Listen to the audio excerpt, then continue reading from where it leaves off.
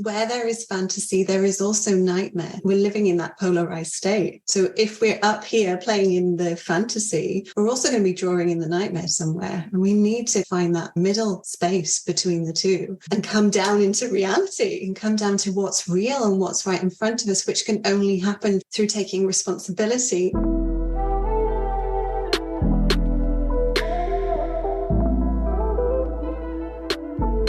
Welcome to the Embodied Woman podcast with me, Rebecca Wilson. An embodied experiential space for you to drop deep into the wealth of wisdom within your being and activate a fuller, richer you. I am a feminine awakener, thought leader, embodied business doula, sacred business midwife, healer, and all-round medicine woman. I am here to guide women deeper into their essence and power, to activate their life force, awaken pleasure, and support them to live an embodied life. I will help you birth your visions, dreams, creations, desires, and sacred business into the world from an easeful, embodied, and rooted place within. My work supports women to become more available for life, love, relationship, connection, creation, pleasure, and wealth. I will activate you into self-leadership and self-mastery to truly live an embodied and awakened life. Welcome on the journey, my love.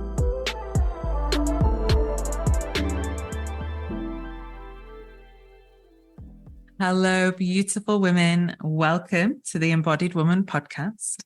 Today, I am joined by the beautiful Danielle Bastier.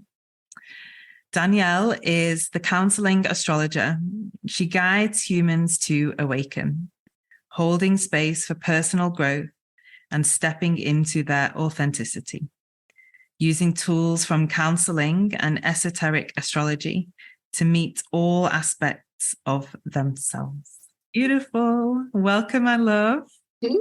Thank you, Rebecca. That was a really gorgeous intro. Yeah. So how are you? What's moving in your world?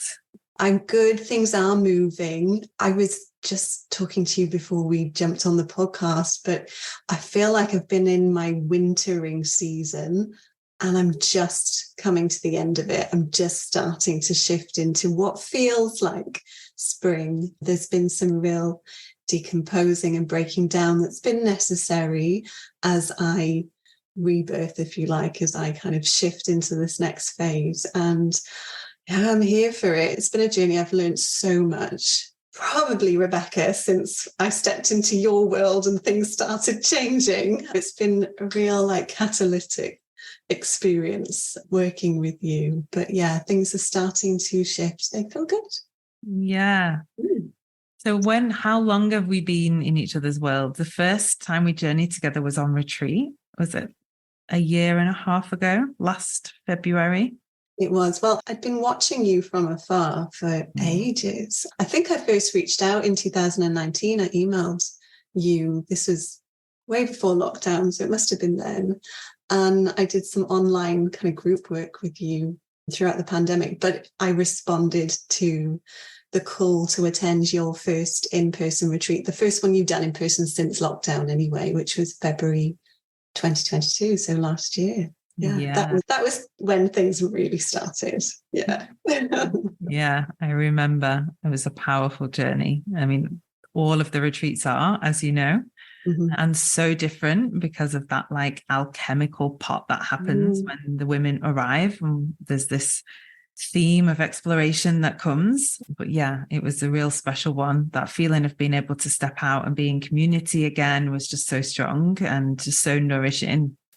Yeah, it felt so free to get in my car and to drive really, really far away and to meet people in the flesh, meet strangers as well, and it not feel frightening or scary. There was no stepping back moments. Although, to be honest, when I booked the retreat, I really didn't know what to expect. I think people must say this to you a lot.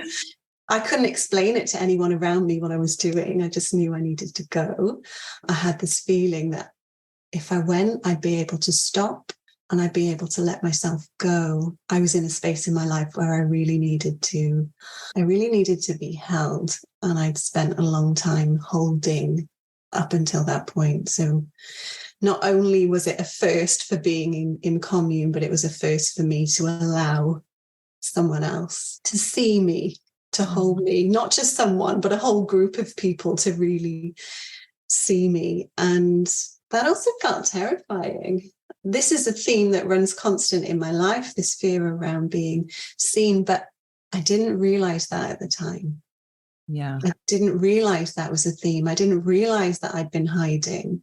And it was, in hindsight, such a beautiful thing. But looking back at that experience was the first time that I actually allowed people to see me. And I remember turning up at the retreat, and it's not insignificant that I booked the solo occupancy room because I didn't want to share with anyone. Yeah. And I got there, and I remember seeing all of these women sitting around the kitchen table, and you really gently welcomed me to the space and took me up to my room. And I got in the room and I shut the door and I sat on the bed and I was like, I cannot go downstairs. There is no way I can walk back into that room with all those women. All of the stories were alive in that moment of not being worthy, of not being good enough. But I took a deep breath and I walked downstairs. And yeah, I really had to surrender into vulnerability, into that space. Whereas before I'd been hiding behind the archetype of the helper, if you like, behind the counselor, behind the mother figure in relationships, behind the savior. Such unhealthy attachment that I've been carrying. And now there's this whole group of women in front of me, and they're watching me and they're seeing me crack open and share myself from a purely vulnerable state. So yeah, it was really, really quite a moment for me, because in that moment I wasn't rejected. So much love was reflected back to me. I can remember crying. Tears falling down my face and be like, I've never experienced so much love before. Yeah. I don't think that's anything I've ever said before. It was really profound. Yeah, such deep beauty that happens in those spaces. There's such a powerful, what I really heard in that was like the hiding and the holding. Yeah. And I'm sure, if anyone's listening who is a space holder or a coach, a therapist, or has adopted that strategy throughout life experience as the holder, the helper, the server, we can often hide in that strategy and that coping mechanism and in that patterning to avoid being deeply seen. Because if we are holding for everyone else or everything else, there's no space, or we don't allow the space to be held, and in that to be vulnerable and to be seen. Yeah. The focus is off you if it's on everybody else. It's a great strategy. It works until it doesn't. Such a protective part of me that was so strong. And I remember asking you at the retreat, I said, Rebecca, how do I stop caring about other people? Because I was sick of feeling what everyone else was feeling. And you turned to me, you said, Danielle, it's a choice. And I'd identified as someone who can feel, and I placed my value in my ability to feel. But I couldn't find any separation between my stories and other people's stories. So I'm stuck in this victim state, and I'm identifying the other people's pain and struggles, and I'd scoop it up and I'd carry it, like it was this thing that I would treasure because it gave me value. I'm valuable because I put you first and because I can feel what you're feeling. Where actually what I'm doing is just keeping myself stuck in codependent state. And it's a choice to let that go. And in that moment, I was like, oh, like that story just ruptured right there. And it was then that I really started to unravel, and I started to separate from the other. And I was then left with just me, right? And I'm just left with me. And growing up, I believed that I was the independent one, that I didn't need help, but I needed to be needed. So to drop that pattern of codependency and like hyper independence. I needed to step out and to be seen by myself with the focus off everyone else. And I had no choice but to like check myself, to see all my parts, especially the rejected ones, especially the ones that weren't worthy of being seen, especially the ones I pushed into the shadow. What about all of the other parts of me that weren't available? There I was. There the unraveling began. Yeah, so beautiful, and such beautiful awareness for you to share. And I'm sure, you know, we can all recognize aspects of ourselves in that great hiding place in tending to and taking care of all others before the self. It's a great strategy of avoidance. This belief that we are truly in it because we are holding and so concerned with everybody else's feelings and emotions. And I can feel what you're feeling, and that means I belong here, is what I really hear in the echoes of that patterning. And it's something that has existed within my own being and my own life journey as well. This kind of really strong attachment to the idea that I can sense and feel what everybody else is feeling. And through that, a complete disconnection to my own felt sensation, emotion, and feeling, the placing of the self last and the other first, and what's everybody else's needs in this moment. How are they feeling? And if I feel what they're feeling, then we are connected. And so I belong. Right. Yeah. And therefore I am worthy. Yeah. Yeah. For the service that I provide despite myself. Yeah. And I've been in that pattern for so long, not just in my work, in relationship, in my marriage, that I'd kind of woken up and realized that I'd stepped into that, as well as if I choose the person who is worse than me, right? Who needs looking after, who needs supporting, then we don't need to focus on me because look at that person, you know? And it's just in all these different guises, in all these different ways, protecting me because I didn't want to be seen, but at the same time, depleting me. So I was reaching the stage of burnout because I'm losing myself in my work, in my relationships, in everybody else. And it wasn't about removing myself completely from my work or from relationship, but how do I find that balance? How do I find myself within the group? How do I find myself within relationship? How do I reach a point of interdependence rather than being wholly codependent on the other and my need to be needed? And it was at the same time through the lens of astrology. So this was all starting to become very fertile in my world at that point. And I start to examine parts. So, I mean, we've spoken before, you're familiar with parts work, with internal family systems, but whatever we want to call it, these protective parts or these parentified parts can also be understood through the birth chart. It's just a different language. And so it was through my own like personal development. This work has given me agency to make these conscious choices. So my self-awareness is raising and I start putting me first and I start to nurture the unseen parts or the blended parts, and I'm giving them compassion and I'm allowing them to step forward and not expecting anyone else to do that for me. But as I'm doing that, I'm experiencing all these visceral changes. I think you've called it before, this like evolution of consciousness, you know, it's alive, it's fertile energy and it doesn't want to stop. So after the retreat, I did some one-to-one immersive work with you. And then I stepped into one of your containers. Yeah. But as I'm stepping forward in my personal life, I'm also stepping into an evolved space in my business because the people I'm working with start changing.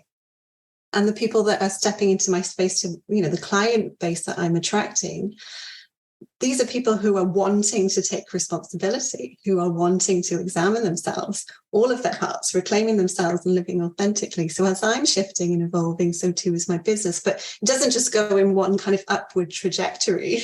No.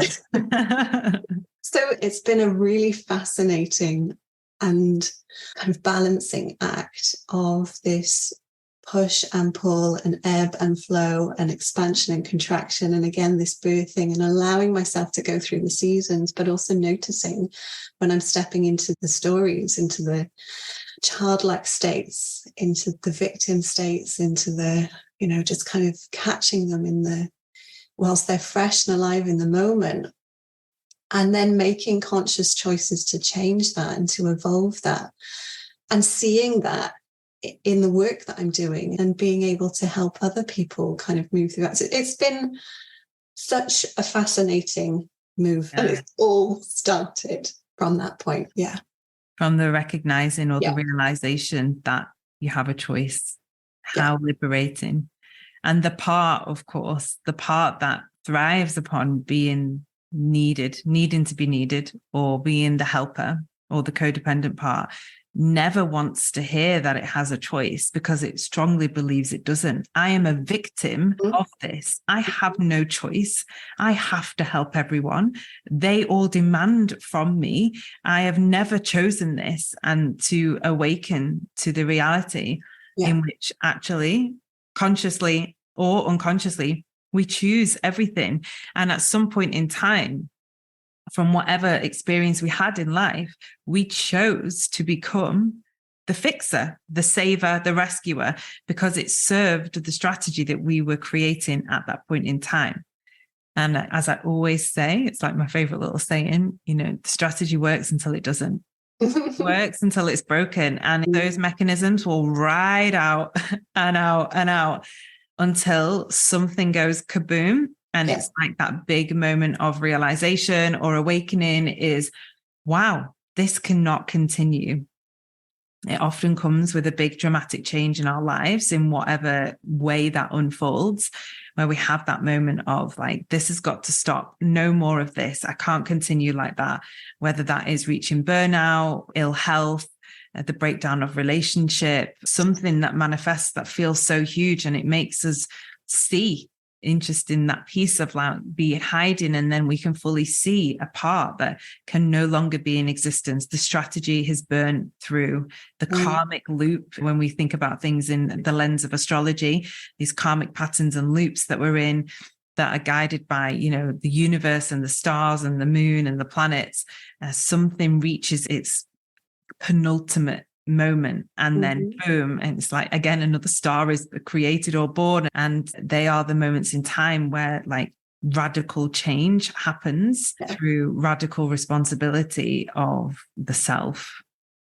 And these things that are happening for us to evolve and to learn and to grow, but being able to step out of that story of this has happened to me and now this is my lot, and look at me in my struggle, is what do I have going on here that I can work with so that I can build from this and I can move on. And I didn't realize I did some quite deep processing work after we were in ceremony earlier this year. Now, as someone who values like deep transformation and personal development, to have a front row seat in the story of your own struggles teaches you way more than any podcast or self-development book could, right?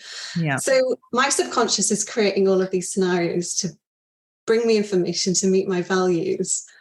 I'm just like sat there with my popcorn watching this one-woman show, getting off on my own struggles. It's like, okay, now that I'm aware of this, how can I change this? If I value personal growth so much, do I have to go through struggle every single time? Or can I break up with it and say, how can I make this easier?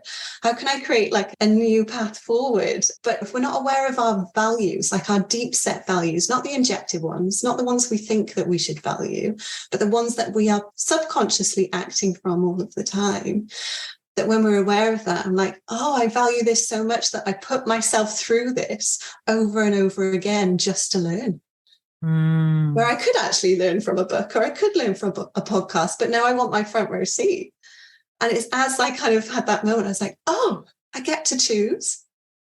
I get to make this different. I get to make this look different. And that reclaiming has felt massive for me, because I'm able to step up from my like moment of, oh, it's all gone wrong, and I feel so sorry for myself, and go, no, okay, this isn't going to be easy, but I feel like I have more control over this. And the astrology helps me incredibly, because I'm able to see the patterns that come up in my birth chart, and I'm working with clients' birth charts all of the time, is like seeing these patterns, what's going on, what's coming up collectively, how is that impacting us, how can we find solutions and remedies from the charts to lean into when there are challenges, where are there also gifts, where are there also strengths, where are there also outlets of creative expression that helps us to manage the depression or the anger or the experiences that are going on right now. Yeah,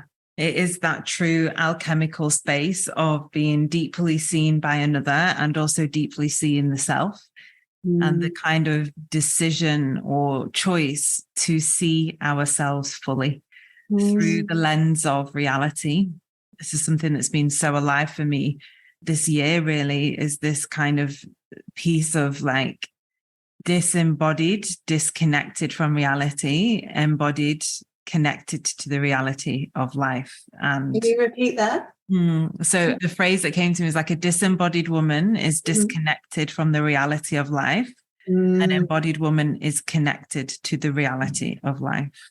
And that piece of like truly seeing the reality of existence, truly seeing the reality of the moment, the realness, not the fantasy or the fairy tale or the story that's made up, but the true part I play in my reality. There, for me, lives a deep power and ability to transform and change in that place of the awareness that arrives when we notice things, but then we wonder, well, how will this ever shift? And it lives in that power of choice when you choose to take a different step out of the, whatever we call it, the story, the narrative, the pattern, the loop, and make a different move. It's like the dance with life. You do a different step and the life will dance with you in a different rhythm. Are we brave enough to take that different step, to make that different choice? Yeah, I love that. What you were saying, it's so poignant, and it touches on what we'd spoken about earlier, but really having to pop the fantasy bubble, because where there is fantasy, there is also nightmare. We're living in that polarized state. So if we're up here playing in the fantasy, we're also going to be drawing in the nightmare somewhere. And we need to find that middle space between the two and come down into reality and come down to what's real and what's right in front of us, which can only happen through taking responsibility. And the only way to take responsibility is to really see who you are and what you're responsible for. Yeah. And to be seen then for all of this, I've had to get over this fear of judgment, this fear of being judged for being me, my own judgment, but also being seen as the counseling astrologer, being seen as that without hiding behind it as well. I've integrated astrology and human design into counseling. Well, that's not really been done before. There's no defined precedent for this intersection of clinical work and the esoteric. So I'm carving this way, and it's really scary because I'm having to stop and say, am I doing this safely? Am I doing this ethically? This is pioneering and it's liberating and people are responding to it, but I have to keep coming back to my values. I have to keep coming back and saying, is this okay? And it is. But again, it's like, I was brought up deeply religious and astrology was a big no. I mean, it's still a big no. So to be like fully seen in my work disconnects me from my family system. And then the people that are kind of seeing me speak about spirituality and psychology and astrology, and that judgment piece will rise up again and again and again. No one like you will like you if you say this. Yeah. I keep resisting the astrology and then it comes back, and then I resist it and then it comes back. But it's not the astrology. It's the little part of me that abandons myself to please everyone else that I have to tend to and support. But it's not just the little girl, it's also my ego, wrapped up in these stories that feel threatening. I remember, it's a funny story, but I was teased in school.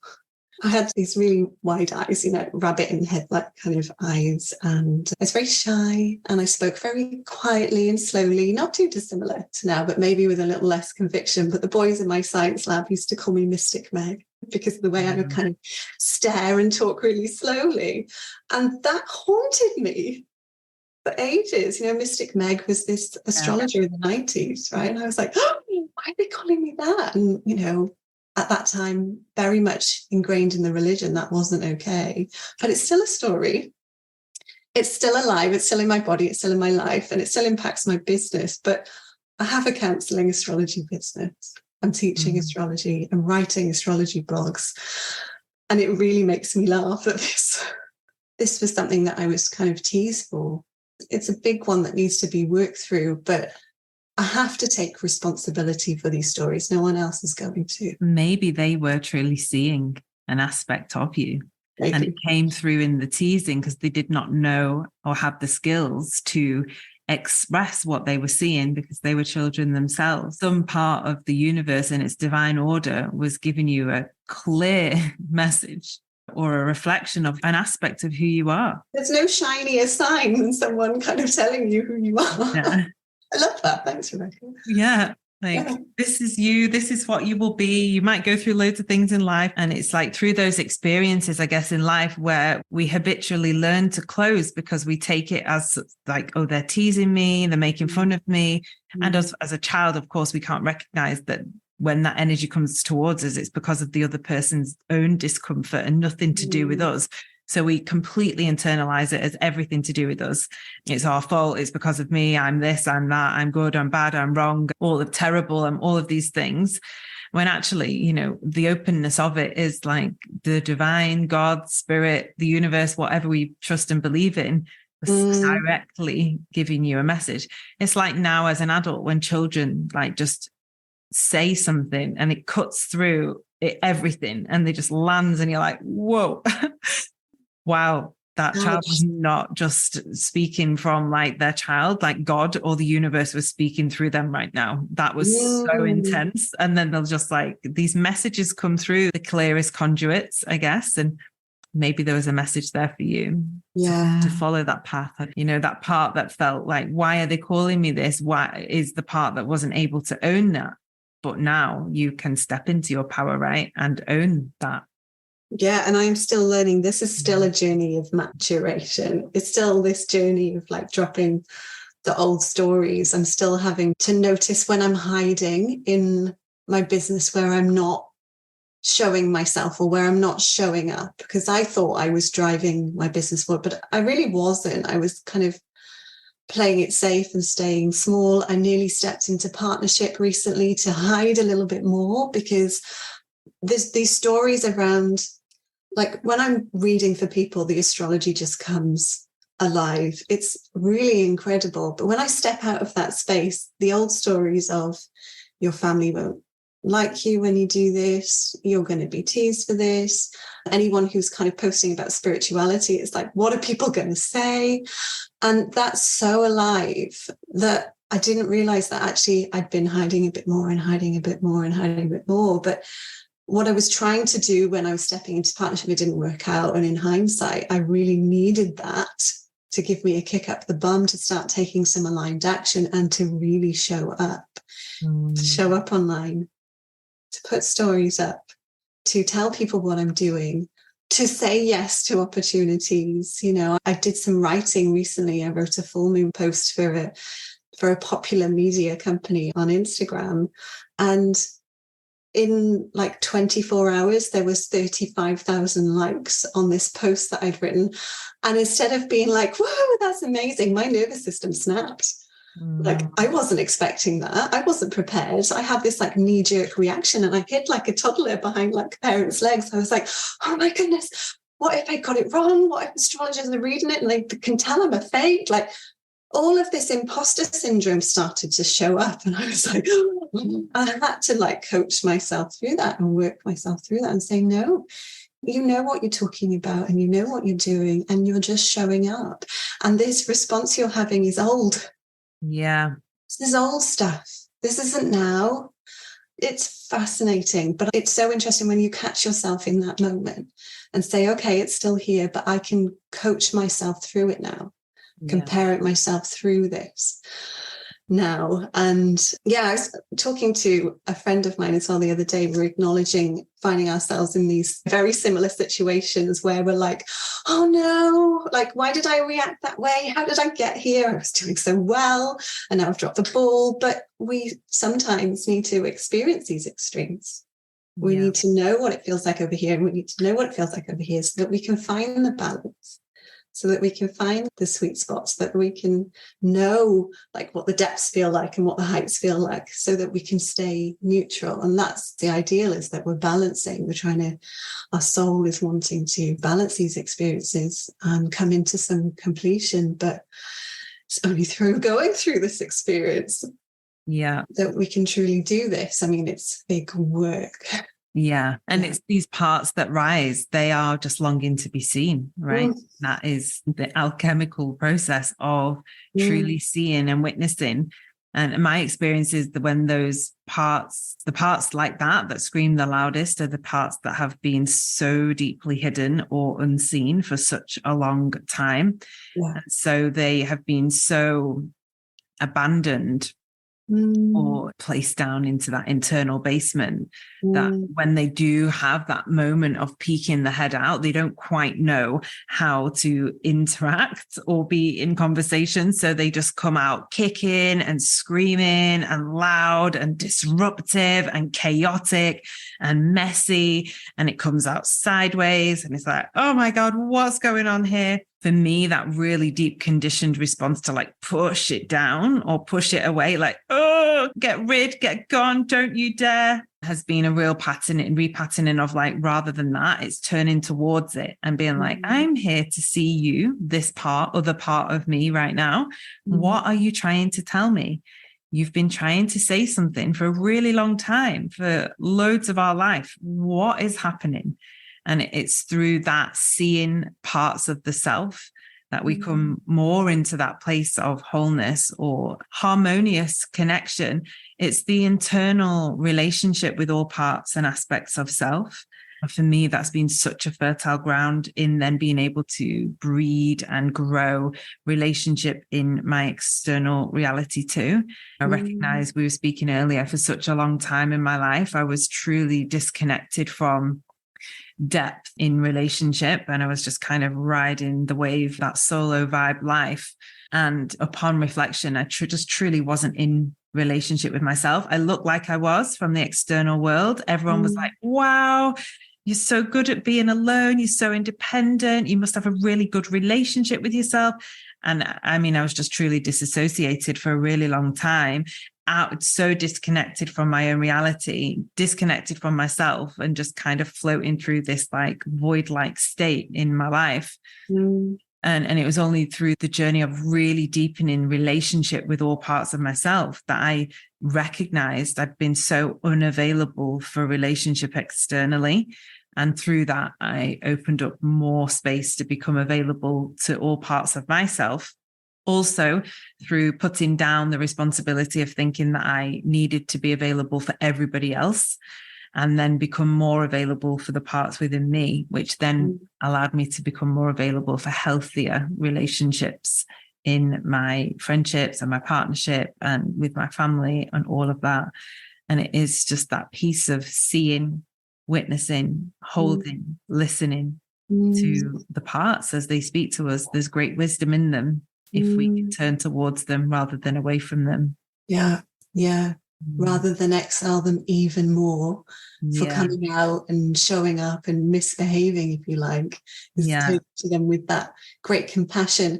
And you know, when we're talking about these parts, they have these different ages as well. And you mentioned before about integrating through these different ages of these parts that aren't necessarily childlike parts, even though they are childlike parts, they're immature parts, but they look like adult parts. These kind of, I guess, that teenager part of me where I was teased in school, it was an older part of me. I would have been about 14 or 15, but being able to show compassion to the teenager who was awkward and shy and didn't want to speak and went bright red every time she did, and being able to accept her for who she is at that age. And it's so much easier when the inner child is 6 or 7 and you think, oh, I can take you in and I can listen to you and care for you.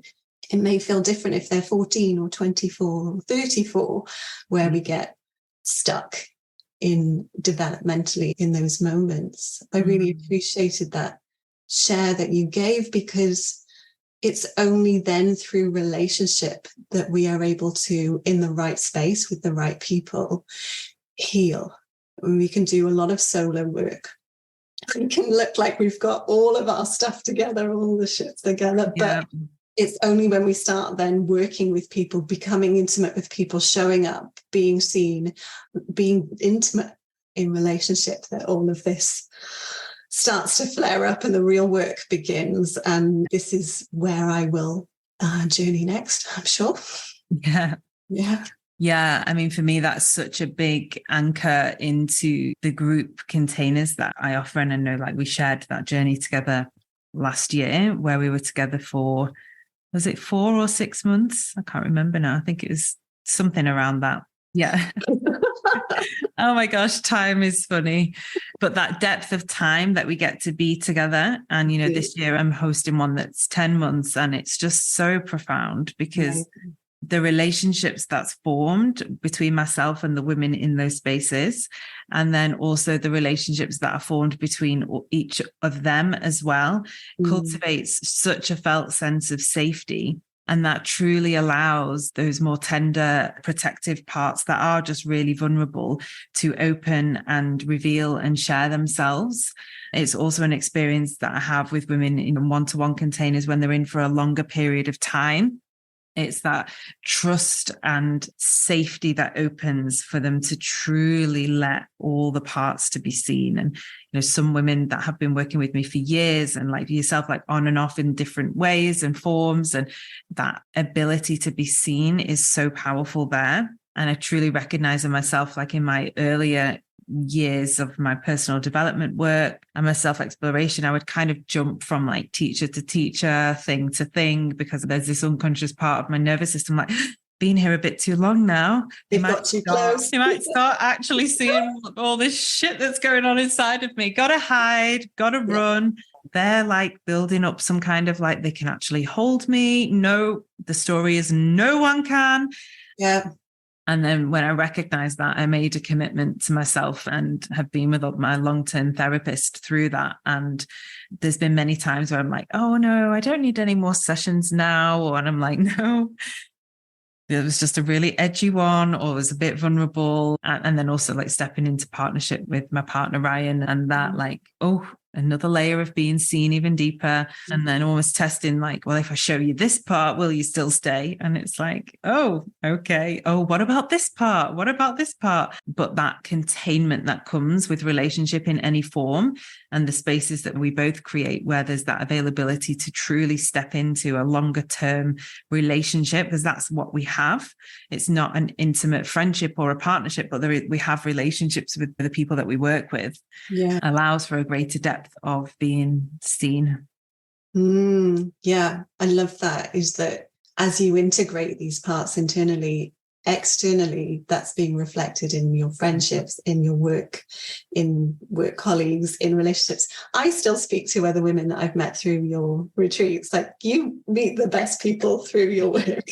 You attract the most incredible souls. And I think because we've experienced your work together, because you can't really give it any words, you can't describe it, but if you've been there, if you've been through it, then I'm able to not only talk with them because we've shared this experience, but we're all going through a very similar opening and integrating.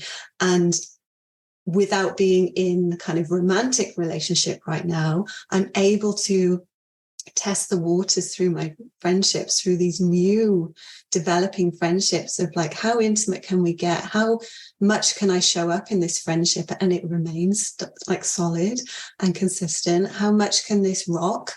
How much can we go through together whilst also remaining boundaried and not stepping into kind of codependency either? And it's just been really wonderful, really incredible being able to do that. And I would say it's people that I've met through your work. You're the manifester energy. I am. I am the great manifester. It's such an initiatory and like, this push-pull, it's, call it expansion, contraction if you like, but there's a reaction.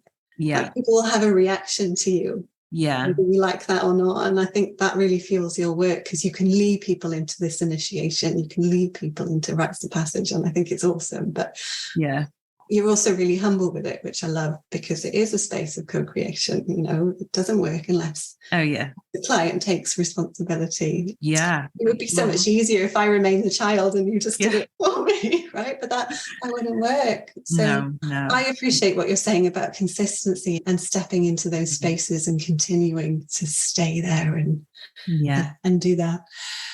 I feel it every time I step into your world. I'm like, I'm back. It's all opening up again. And like the energy starts moving through and the cells and everything starts to shift. And I'm like, I'm thinking about this. And it's not a surprise. I'm about to talk to Rebecca. That is an interesting energy that now I have awareness around it and understanding through, my chart myself.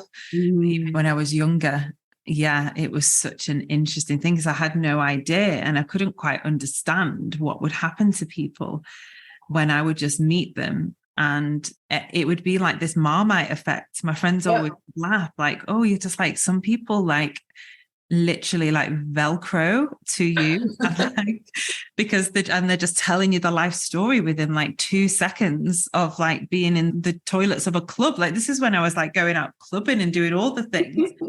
Like, how did you find out that much information? You just like stood next to her while she was putting her lip gloss on. I'm like, I don't know. She just told me her whole life story. And they'd be like, oh my God.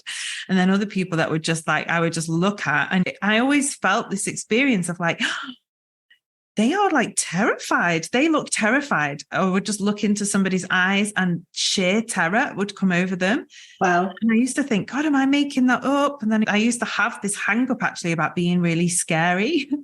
Like, I think people are really scared of me. I'm a really scary person. Like, why? It's like, particularly when I was younger, men or like a masculine energy, I would have just catch eyes with somebody and you could just see this like terror, like, don't look at me was like the feeling. And it was like, I know I can see. And I've always known that actually from a very young age. And I just recognized like some people like that and some people don't. And some people don't like it, but they're willing to learn to like it. And some people resist it. And some people are like, finally, someone sees me. I'm safe enough to share me. And some people are like, do not look at me. I am not ready to be seen. And it's just a look. And I don't even know what the look is, but it just happens. And it's quite funny. But the Marmite effect. My friends used to call me Mystic Meg, maybe not when I was in school, but really? Yeah. Oh my God. I know. When you said that, I was like, how funny. Because I mean, I used to dye my hair really black as well. So I probably actually looked like it. Yeah, I didn't look like it. And they used to say like, oh my gosh, did you see how that person reacted when you just looked at them? I was like, I know. And just the strangest of things. But learning through my chart and through my human design, that is the energy I have. It's an initiator, like a fire starter, if you will. Yeah. Like something opens in that interaction between my soul and another soul that we're meant to meet. And it just moves things in them. And I have experienced that myself with others where I have been, looked at and felt like there's like, were like shutters just like through my whole body. I'm like, whoa, okay, this is big. So I understand the process because I've been on the receiving end of it. Oh, I'm glad. Yeah. Because it's strong.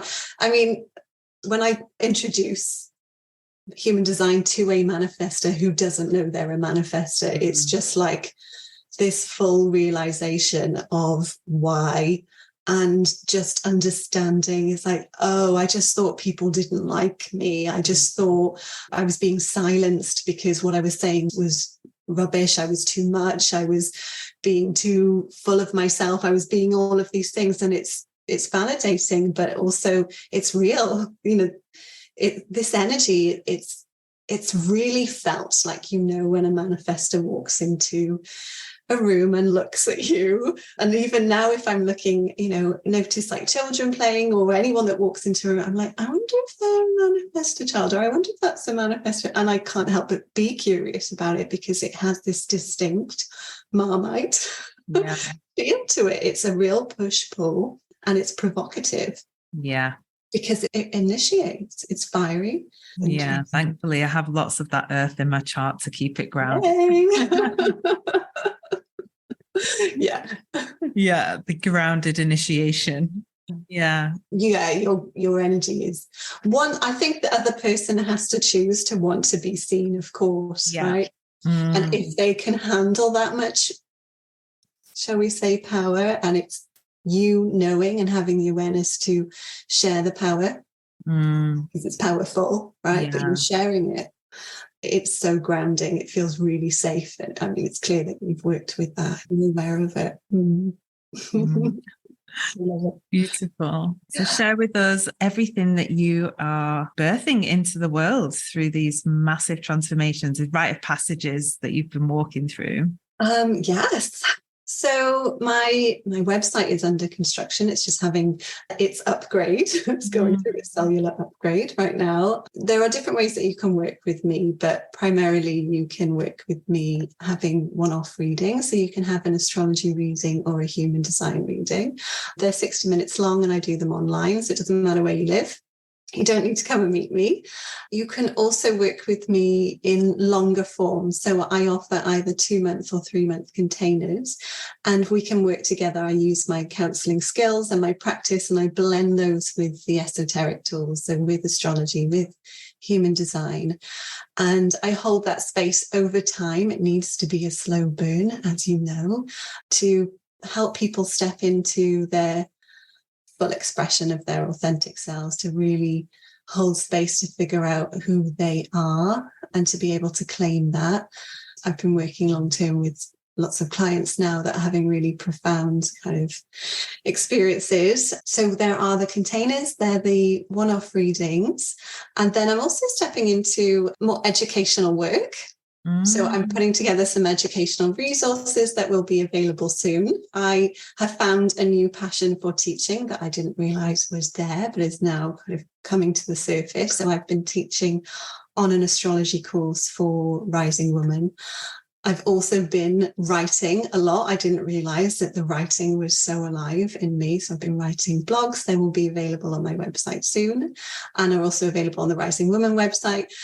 And I have a sideline passion project that I'm working on. It's in gestation at the moment, but it will involve astrology and your environment and how you decorate your house and how you sleep in your house and how you live and where you live and all of those things. So that's still in a process. Yeah.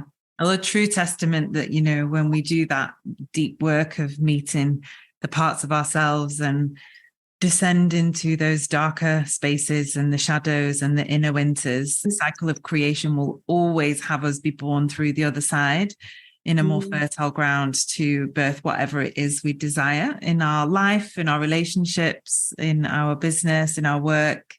And that is the cycle of nature and life. So it's truly honoring that. And each time we step forward into that new moment, there's something else that comes forth. And it's so beautiful to witness you really stepping into all of your gifts and your wisdom and sharing it with the world. Thank you. You're welcome. Thanks, Rebecca. Thank you for this opportunity to speak to you. Thank you for sharing yourself and allowing yourself to be seen and heard. I'll pop all of Danielle's information in the show notes. So you want to connect with her through her Instagram, and we'll pop the website there. So when it's birthed and born into the world, you can arrive into a beautiful home space and check out all of the gifts that you're sharing with the world. So thank you for being here, my love. As always, a pleasure. And just thank you for being you.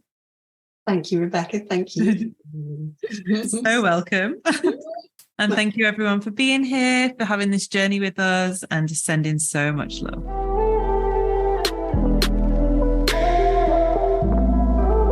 Thank you for joining me on this journey today.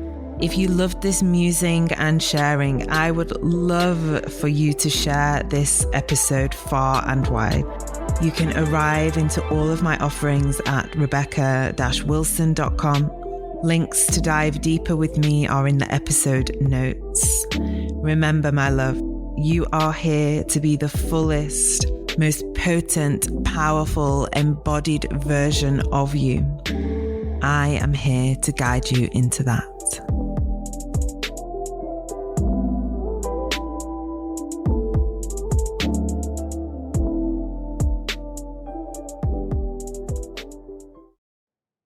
Hey love, I'm dropping in here to welcome you to join us in our online community membership, The Village. I created this space for women to gather, to return to themselves, to deepen the connection and the relationship with self, whilst held in a community of like-minded women walking the journey and the path of their own awakening.